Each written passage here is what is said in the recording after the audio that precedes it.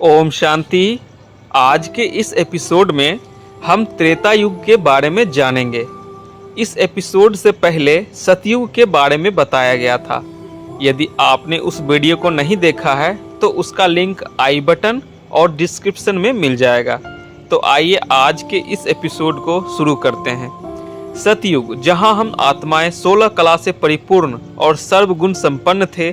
1200 वर्ष बीतने के बाद हम त्रेता युग में प्रवेश कर रहे होते हैं। सृष्टि चक्र का द्वितीय युग होने के बाद भी दैवीय गुणों से हम आत्मा संपन्न होते हैं। सतयुग से त्रेता युग में निरंतर आत्माओं की संख्या में वृद्धि होती है।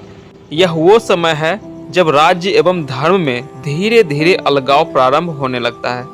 यहाँ प्रजा राजा रानी को माता पिता नहीं कह सकते, क्योंकि परिवार की वृद्धि हो जाती है। प्रकृति एवं आत्माओं का क्रमिक ह्रास होने लगता है। 16 कला संपन्न आत्माएं अब 14 कला की स्थिति में आ जाती है।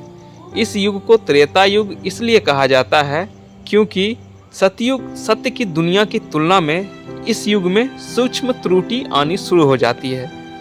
स्वर्ण के समान पूर्ण पावन आत्माएं अब गिरती कला में आकर रजत यानी चांदी के समान हो जाती है। परंतु त्रेता युग में अब भी आत्माओं में विकार की प्रवेशता नहीं होती, केवल गुणों की शुद्धता में कमी आ जाती है। सतयुग एवं त्रेता युग दोनों में ही दुखों का नामो निशान नहीं होता, परंतु शिव बाबा ने अनेकों मुरलियों के द्वारा बताया है कि सिर्फ सतयुग को ही स्वर्ग कहेंगे, त्रेता युग को नहीं। त्रेता युग आंशिक रूप से त्रुटि के कारण पूर्ण रूप से नई दुनिया नहीं है।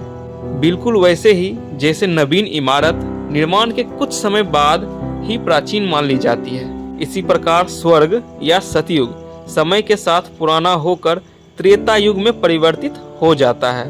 परिवर्तन की ये प्रक्रिया बहुत धीरे धीरे होती है। आज का ये एपिसोड यहीं समाप्त हुआ। आगे की जानकारी अगले एपिसोड में। ओम शांति।